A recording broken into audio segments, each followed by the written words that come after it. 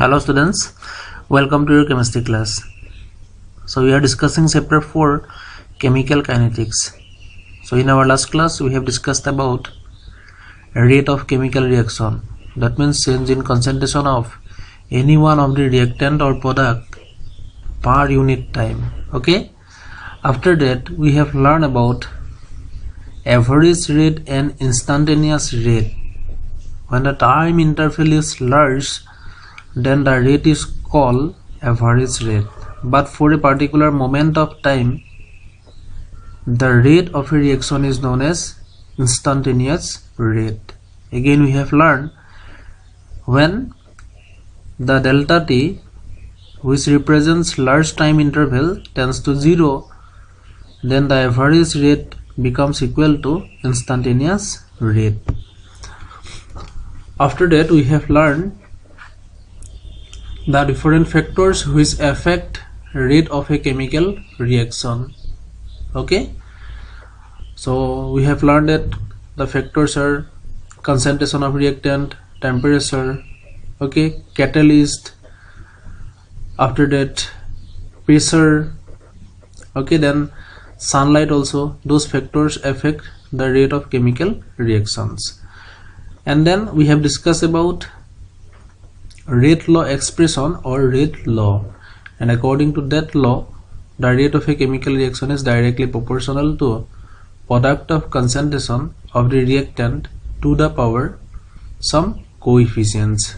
Okay, and those coefficients may or may not equal to the stoichiometric coefficients which are used to balance the chemical reaction. And then we have learned about order of chemical reaction. So in this in the rate law expression, the sum of the powers of the concentration terms are called order of that chemical reaction. Okay, order of chemical reaction may be 0, fraction, or even numbers. And then we have discussed about molecularity of reaction. So to bring out a chemical reaction, the number of molecules which collide simultaneously is known as molecularity of that particular reaction. Molecularity cannot be 0, and fraction. Okay, molecularity of a chemical reaction is always whole number. When molecularity is equal to 1, then that chemical reaction is known as unimolecular reaction. If the molecularity is 2, then the chemical reaction is known as bimolecular reaction. And then when molecularity is equal to 3, then chemical reaction is known as trimolecular reaction. And molecularity cannot be more than 3 because the probability of colliding between, or the probability of collision between more than 3 molecules is less. So these are the topics which we have discussed in our previous class. Now we will discuss the integrated rate equation. So we have learned that for instantaneous rate, the rate is minus dr by dt. Okay, and according to rate law expression, rate is equal to k into concentration of r to the power n. So when that rate is replaced with minus dr by dt, then the equation will become minus dr by dt equal to k into concentration of r to the power n, and that equation is known as differential rate equation. So from the differential rate equation we cannot get informations like the value of rate constant, initial concentration, okay, time required for completion of the reaction. So those informations cannot be drawn out from the differential rate equation. Hence the differential rate equations are integrated to get a direct relationship between rate constant, time, and the initial concentration, and as well as the concentration at that particular time. So at first, integrated rate equation for zero order reaction, and always remember that when the order of the reaction changed, then the integrated rate equation will change. So at first, for zero order reaction, the integrated rate equation is k0 equal to or you can write simply K also, K equal to 1 by T A naught minus A or R naught minus R. Okay, this A naught is representing the initial concentration and A represent the concentration at time T. Okay, after that the time required for reduce the concentration of the reactant to half of its initial concentration is known as half-life of that particular reaction, and the half-life is represented by T half. And in case of zero order reaction, T half is equal to A naught by twice K naught. Okay, that means when we will put A naught by 2 in place of A in the first reaction, then the result will become this reaction or this equation. Okay, in the first equation, when we will put A naught by 2 in place of A, then the result will become this equation, and this equation represent this one. Okay, half-life period T half equal to A naught by twice K naught, and this from this equation we can determine the half-life of zero order reaction. After that, let us discuss integrated rate equation for first order reaction.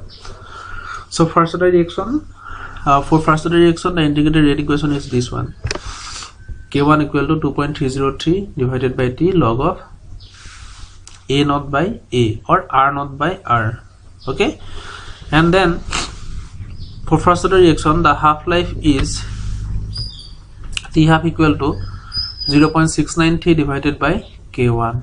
So from this equation we can determine the half-life, and from this equation we can determine the initial concentration, or suppose the initial concentration is given, then we can determine the concentration of the reactant at the given time T. Okay, again we can determine rate constant when all these values are given. We can also determine the time required to complete the chemical reaction.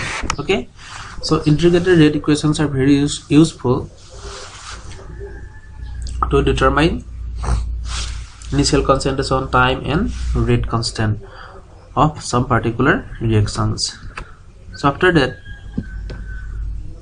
let us discuss about another type of chemical reaction which is known as pseudo first order reaction. So these chemical reactions are actually not first order, but due to altered conditions they behave as first order. So let us discuss the hydrolysis of ester. So when hydrolysis is done to ester, then the products are carboxylic acid. So suppose we are using ethyl ethanoate. Okay, then the products are carboxylic acid and ethanol. So in this particular reaction, the water is present in large amount, and the concentration of water is always remain as constant, okay, or fixed. Hence the rate of the reaction only depend on the concentration of the ester. Therefore this chemical reaction is called pseudo first order reaction. But the chemical reaction is not occur in absence of water. That means to occur the chemical reaction, water is necessary, but since water is present in huge amount, therefore the concentration is considered as constant, and hence in the rate law expression the rate will only depend on concentration of the ester, and this type of chemical reactions are known as pseudo first order reaction. So after that, let us discuss the role of catalyst in chemical reaction. So we already know that in presence of catalyst, the rate of a chemical reaction always become faster. Okay, so the catalyst changes the path of the chemical reaction.